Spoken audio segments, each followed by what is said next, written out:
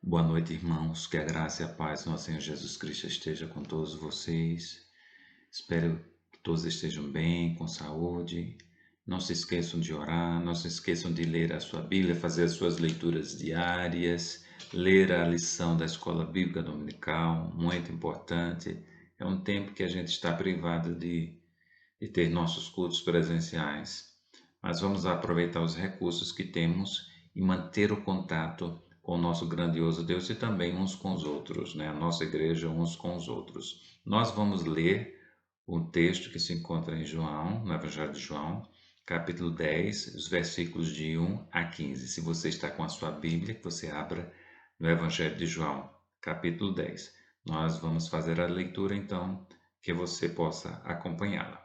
Diz o seguinte: em verdade vos digo, o que não entra pela porta no aprisco das ovelhas, mas sobe por outra parte, esse é ladrão e salteador. Aquele, porém, que entra pela porta, esse é o pastor das ovelhas.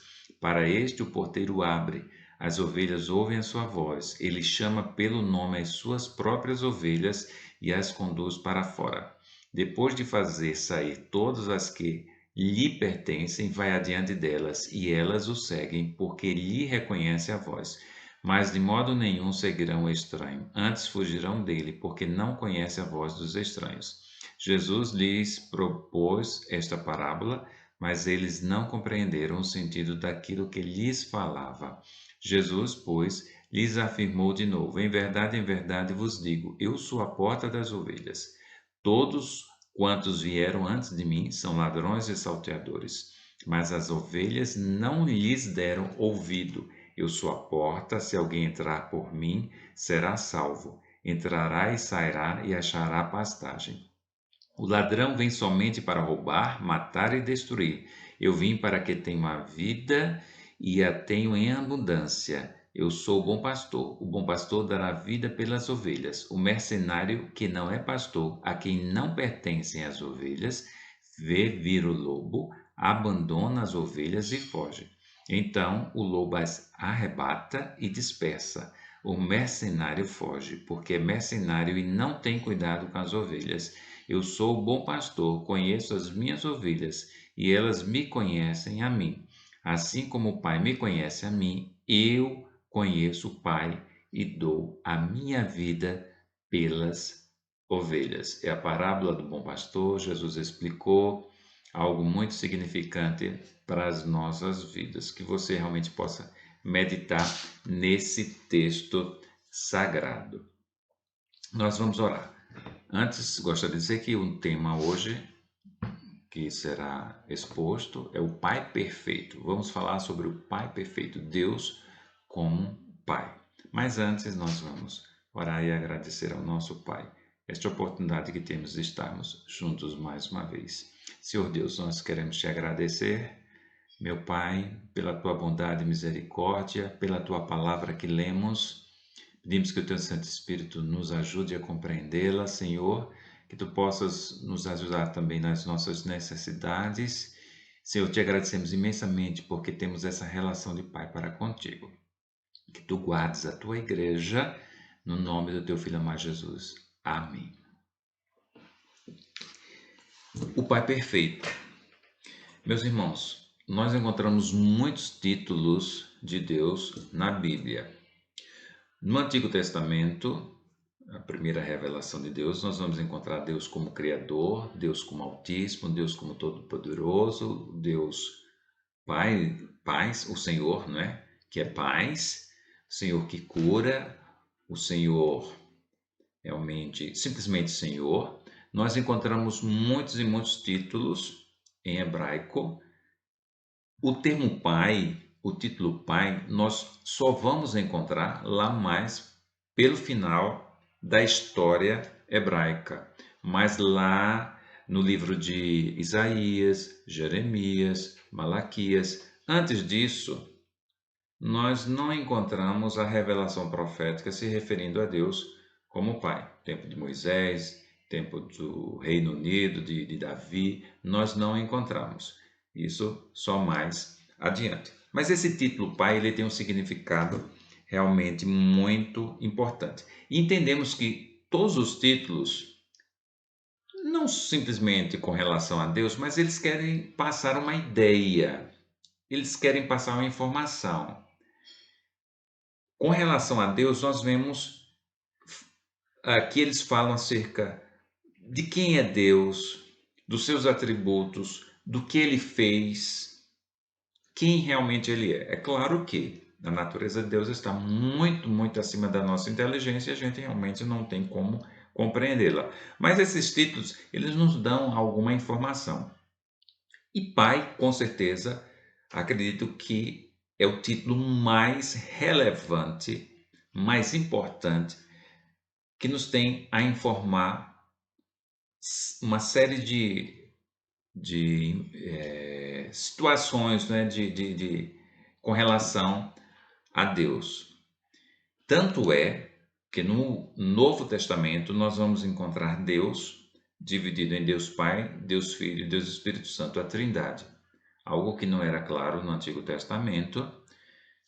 Havia uma sugestão de um Deus plural, mas nós vamos ver com mais detalhes só no Novo Testamento. Também não compreendemos. Deus é único e é trino, e isso não compreendemos, está muito além da nossa imaginação, muito além da nossa inteligência. Nós aceitamos, nós cremos, porque é revelação divina. Mas é interessante que nessa revelação Deus é Pai, Deus é Filho, Deus é Espírito Santo. Então esse termo Pai, ele vai assumir uma importância muito grande com relação à revelação de Deus.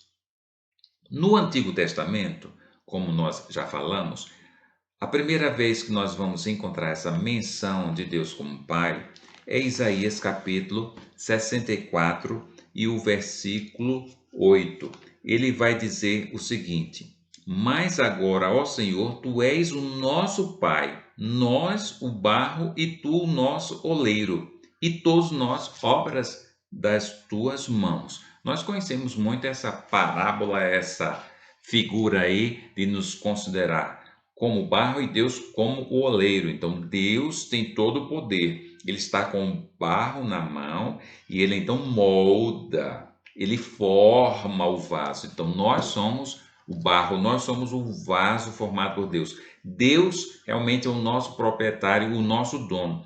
Mas é interessante que aqui, através do profeta Isaías, Deus já vai dar uma outra informação acerca da relação que ele tem conosco. Não simplesmente dono, não simplesmente proprietário, mas pai.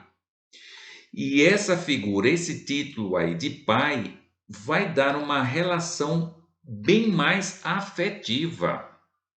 Essa relação que Deus tem conosco é uma relação afetiva, onde nós vemos o carinho, nós vemos o amor, algo que nos liga a Deus, bastante diferente de simplesmente sermos criatura ou criação de Deus.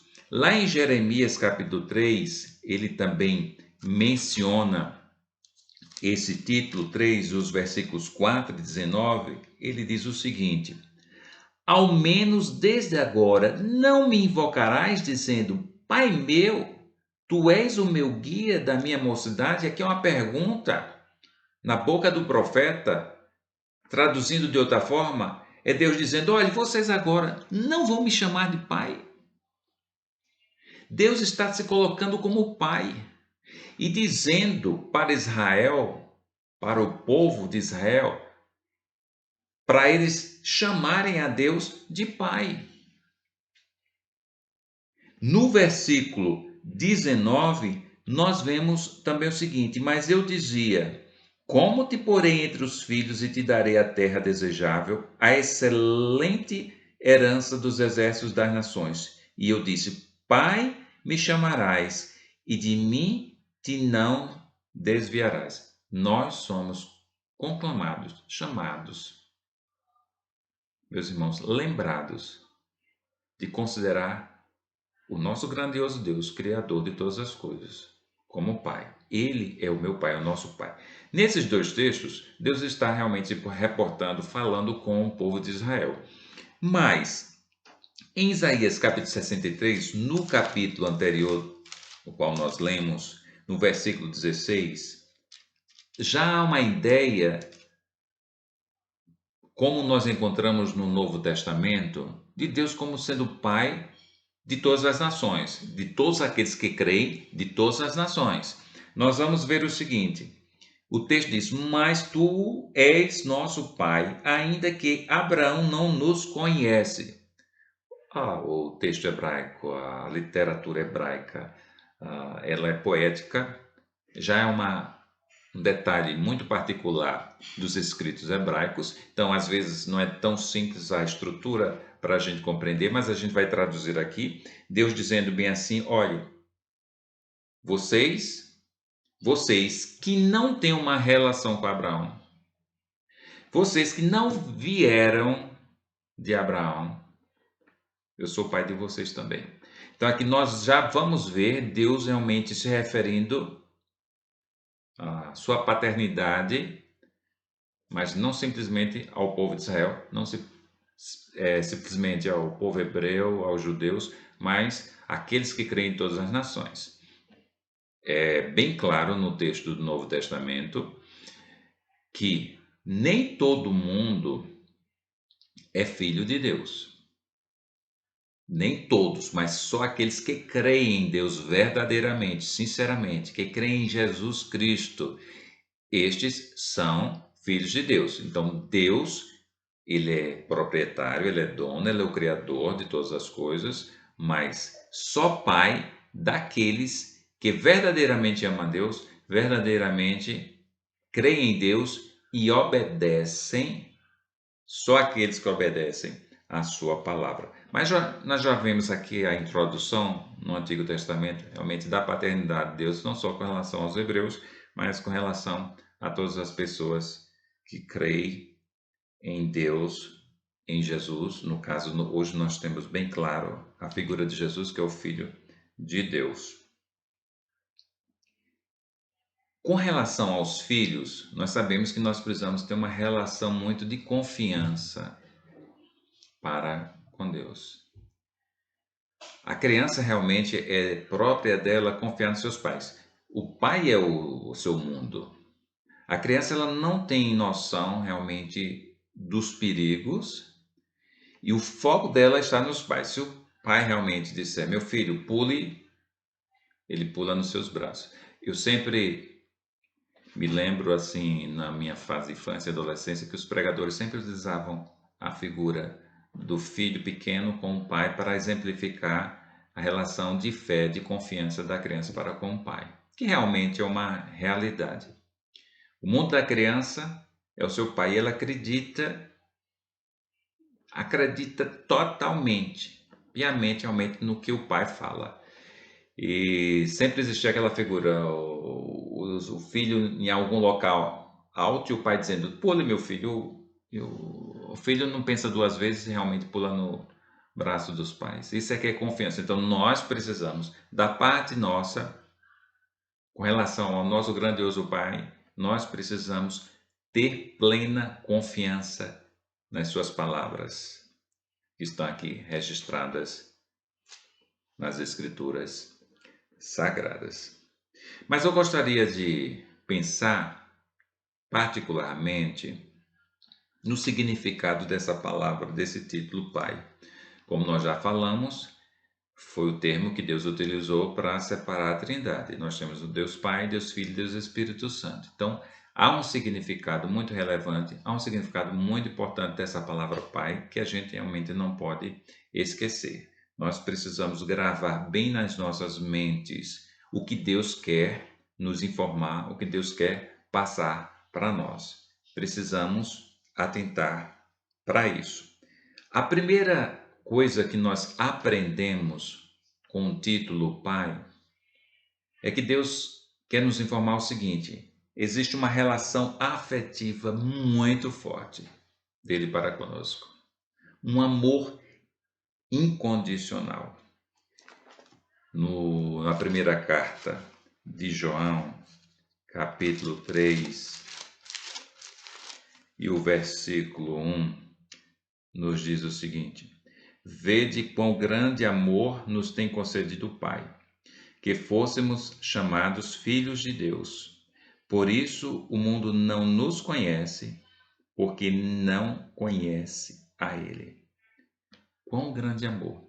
O autor aqui vai nos dizer o seguinte: o amor de Deus é manifestado no fato de Ele nos chamar, nos considerar, nos dar o poder de sermos filhos dele.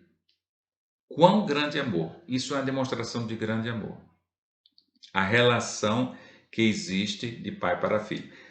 Essa relação, ela de alguma forma, ela é extraída da relação entre o pai e o filho terreno, humano. Com certeza, quando nós lemos a palavra de Deus, quando nós vemos esse título se referindo a Deus como Pai, a gente se lembra da relação que a gente tem com o nosso Pai, não tem outra. Por isso, a relação entre o filho e o pai terreno é algo muito importante, porque isso com certeza vai influenciar a nossa relação com Deus. Filhos que não têm bom relacionamento com seus pais, isso inconscientemente pode ser transferido para Deus. Alguns poderão não crer em Deus, rejeitar a Deus, desobedecer a Deus, por conta até de uma relação negativa com seu pai aqui na terra.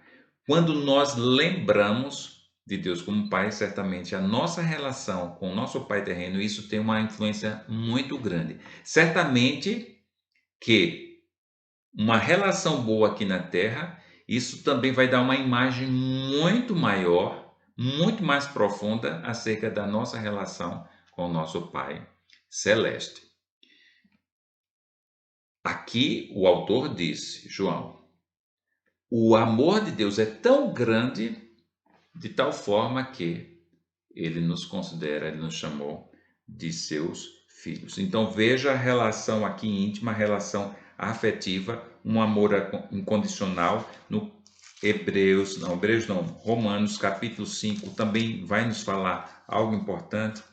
Romanos 5:8 nos diz: mas Deus prova o seu amor para conosco em que Cristo morreu por nós, sendo nós ainda pecadores.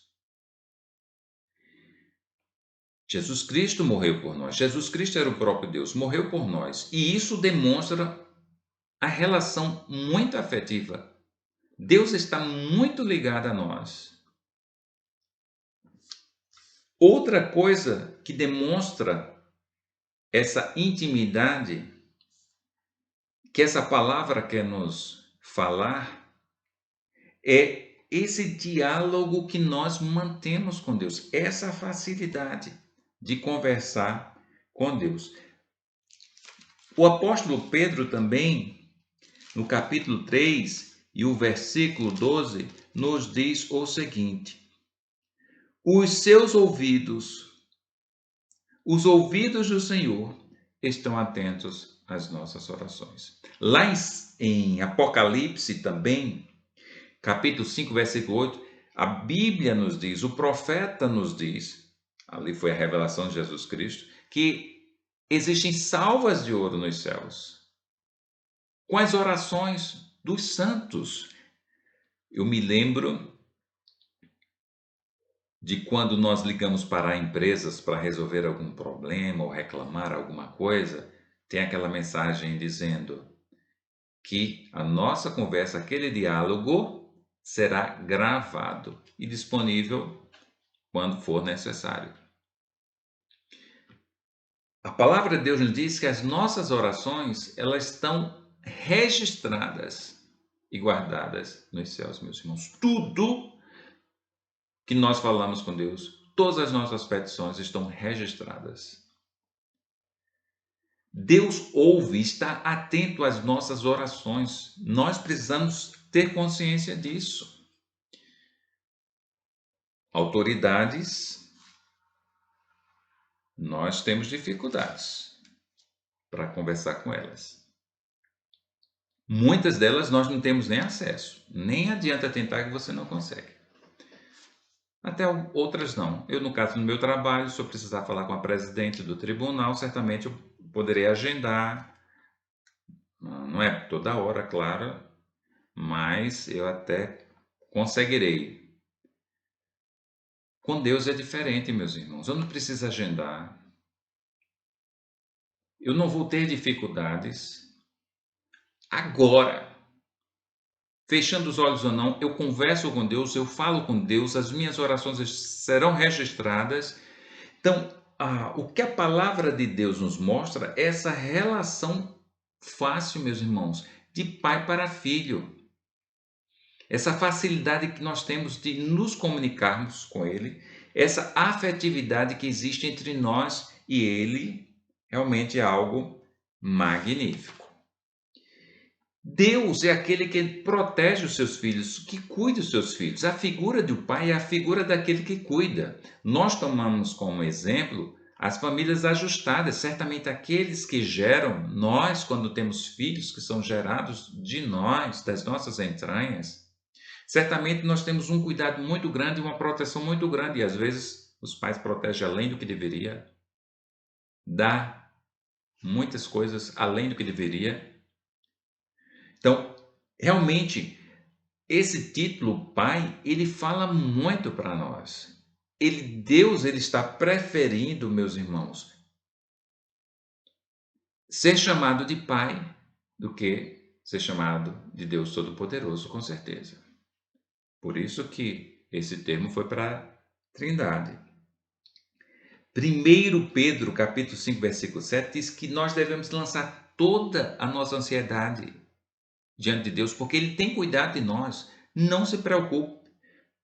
Às vezes nós estamos sempre nos lembrando do nosso pai, da nossa mãe terrena, eu não tenho mais, mas muitas vezes nós estamos preocupados com eles. Nós, quando temos um problema, alguma necessidade, nós recorremos aos nossos pais da terra. Esquecemos que temos um pai celeste que está atento às nossas necessidades. Salmo 32, 8 diz que ele nos ensina, que ele nos instrui, que ele nos guia. São muitos e muitos textos bíblicos que nos informam a mesma coisa. Salmo 23, conhecido pela grande parte dos crentes e até mesmo por pessoas não crentes, é um texto belíssimo, mas é um texto prático, verdadeiro. Mostra o cuidado de Deus. Ele é o nosso pastor. Ele nos leva para o pasto, ele nos leva para as águas tranquilas, ele cuida de nós, cuida das nossas feridas. Uma coisa magnífica. O texto que nós lemos também fala de Jesus como bom pastor. Mas uma coisa é certa: a figura de Deus como pai ainda é algo muito superior à figura do pastor. Deus cuida de nós.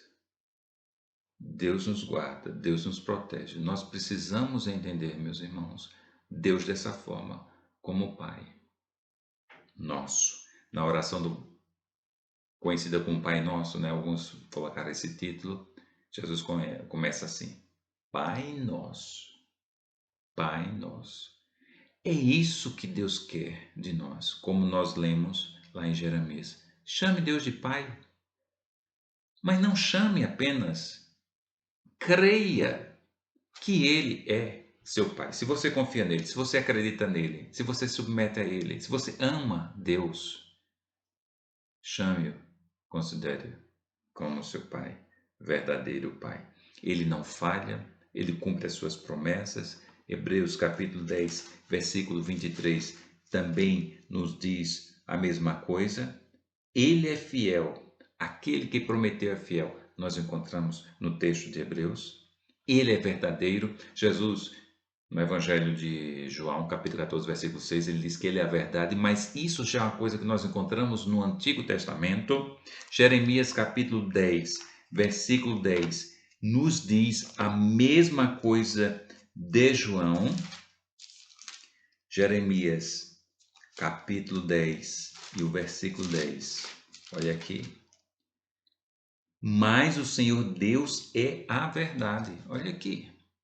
Jesus, como é Deus, lá no Novo Testamento, ele disse: Eu sou a verdade. Deus é a verdade. Que maravilha você ter essa relação afetiva com quem é a verdade. Ele é o exemplo. Jesus veio ao mundo para morrer na cruz, para vencer a morte, mas também veio para ser exemplo. Deus, ele desceu, ele se fez carne para mostrar como nós devemos viver, como nós devemos também ter uma relação com o Pai. Jesus tinha uma relação íntima com Deus.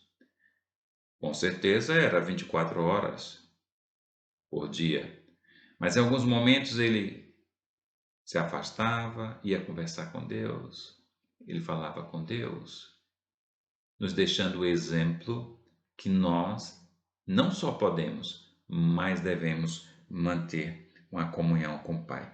Ele valoriza o filho. Se existe algum pai que não valoriza o filho, mas Deus valoriza. Mateus capítulo 6, versículo 26, no Sermão da Montanha, um belo sermão, mas nós precisamos ver a palavra de Deus não simplesmente como algo belo, mas algo prático, verdadeiro, que precisa ser colocado em prática. Jesus diz: vocês não valeriam muito mais do que as aves? Deus cuida das aves, mas vocês valem muito mais que uma ave. Jesus era Deus e ele estava dizendo, olhando olho no olho, dizendo: você vale mais do que uma ave. Você vale mais do que um pássaro. Nós precisamos entender que Deus nos valoriza. 1 Pedro capítulo 18, 1 Pedro capítulo 1, versículo 18 em diante, 19, 20, nós encontramos que Deus diz assim: olha, eu comprei vocês através do profeta. Não foi com ouro nem com prata, mas foi com o sangue precioso de Jesus. Nada é comparável ao sangue precioso de Jesus.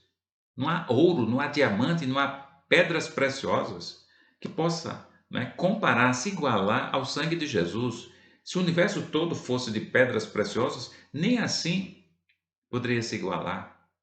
Então, o sacrifício de Jesus, o fato de Deus ter vindo ao mundo, encarnado, sofrido, morrido na cruz, isso é algo, com certeza, meus irmãos, é algo que não temos como medir. É impossível medir. E isso foi feito por mim e por você. O sacrifício de Jesus. Então, ele nos valoriza. Ele é um pai presente, uma coisa que realmente os filhos, sempre pequenos, principalmente os pequenos, sempre querem é a presença dos pais. Nos seus melhores momentos, na escola, ele quer a presença do pai, ele quer a companhia do pai. Quer brincar com o pai. É tão interessante. Eu, quando era pequeno, eu não pequeno, né? Meus filhos eram pequenos, então eu costumava brincar com eles, era tão gostoso. É uma coisa que a gente realmente sente falta. Mas nós encontramos em Mateus capítulo 28, versículo 20, na voz de Jesus, ele dizendo: estarei com vocês para sempre. Eu não abandonarei vocês. Existem muitos textos na Bíblia que nos falam que Deus não nos abandona, Ele está sempre conosco. Jesus: eu estarei com vocês até os confins da terra, até a eternidade. A figura do Espírito Santo dentro de nós, nós sendo pecadores, Deus veio habitar conosco. Não existe expressão maior da presença de Deus conosco, porque até Jesus disse: o reino de Deus está dentro de nós. Essa proximidade, essa presença de Deus nas nossas vidas. Isaías capítulo 41 e o versículo 10 também nos diz o seguinte: são muitos textos que mereciam ser lidos, meus irmãos, mas não há condições. Ele diz: não temas, porque eu sou contigo. Não te assombres, porque eu sou teu Deus. Eu te esforço, eu te ajudo, eu te sustento. Meus irmãos, são várias palavras repetidas. Eu te esforço, eu te ajudo, eu te sustento. Não era nem necessário, mas essa é uma forma de reforçar aquilo que Deus faz por nós. Essa relação intensa de amor e de afetividade com os seus filhos. A sua presença conosco. Não há nenhum título, nenhuma palavra que se iguale a Pai. Na Trindade, Deus é chamado de Pai, Deus é chamado de Filho e Deus é chamado de Espírito Santo. É importante que nós possamos compreender isso na sua essência. A relação íntima que nós temos, afetiva que nós temos com o nosso Deus. Eu trabalhei no Banco do Brasil e eu cheguei a trabalhar em Recife, na Agência Centro, um prédio de 12 andares. Quando você chega assim logo para trabalhar, você é apresentado ao gerente geral. Então eu conheci. Mas existia um só elevador para o gerente geral. Os servidores e, na realidade, funcionários e clientes, eles usavam outros elevadores. Mas existia um só. Não podia se misturar. Tanto é que eu só o conheci e o vi uma única vez quando cheguei lá na agência, em Recife, para trabalhar, e depois não o vi mais nunca. Passei 5 anos em Recife e não o vi mais nunca. Nos tribunais também existe um elevador só para os desembargadores e juízes. Não, você não pode se misturar. Deus é o Todo-Poderoso, Deus é o Criador de todas as coisas, mas nós temos acesso a Deus com uma facilidade incrível. A presença de Deus conosco é uma coisa grandiosa, Ele está dentro de nós conosco. Essa intimidade, meus irmãos, isso representa a intimidade que realmente um filho tem com o pai.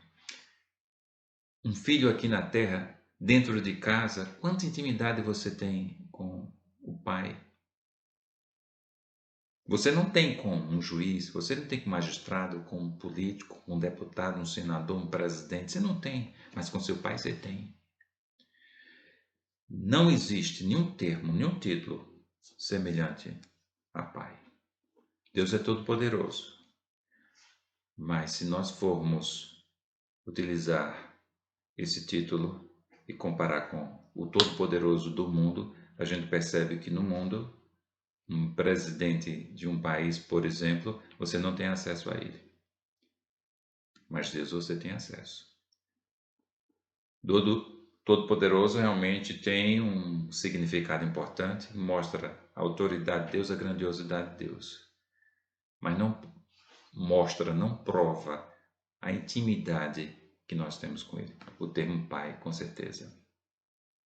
É um termo afetivo, é um termo que mostra a relação de amor, uma relação de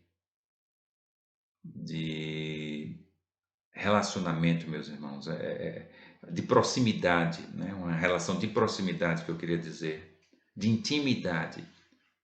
Só essa palavra Pai. Alguns até usam um ditado que diz: Deus é Pai, não é padrasto. Com certeza, um padrasto pode ser um belíssimo pai, pai amoroso, presente, pode ser tudo. Mas se utilizou-se, talvez porque realmente aquilo, quando sai das nossas entranhas, isso tem uma importância, pelo menos para o pai, é algo grandioso. É como a mulher também, né? O filho ficou no ventre, não quer dizer que o filho adotivo não seja importante, até porque nós somos adotivos. A Bíblia nos diz que nós somos adotivos. Deus é o nosso pai adotivo, mas é pai. Nos chamou, nos considerou e o amor dele é imenso, pode ser imenso. Mas a prática, talvez tendo em vista que muitos pais que não são os legítimos não hajam como pais, não mereçam esse título. Então, por isso que com certeza apareceu esse ditado. Mas Deus realmente é um Pai grandioso, maravilhoso, misericordioso, onde reina sua justiça, seu juízo, Ele é verdadeiro. E é importante que você não se esqueça disso. Deus através dos seus profetas, foi ele quem fez questão para dizer para nós: me chame de pai. Não se esqueça disso, eu sou pai. Porque muitas vezes nós estamos esquecendo que Deus é pai. Nós esquecemos, meus irmãos. Confie nele, entregue a sua vida para ele, saiba que você está nos seus braços. Deus realmente tem um carinho imenso por mim, por você. Então, se você conseguir incorporar isso na sua vida, se você conseguir imaginar essa relação de intimidade com Deus, de proximidade com Deus, como um grandioso Pai, um Pai que o amor é imenso, então certamente sua vida será diferente. Que Deus abençoe, meus irmãos, a sua vida, que você entenda Deus como um Pai, o Pai perfeito. Talvez muitos gostariam de ter, mas infelizmente não tiveram acesso por falta de fé, por falta de obediência. Que Deus abençoe sua vida.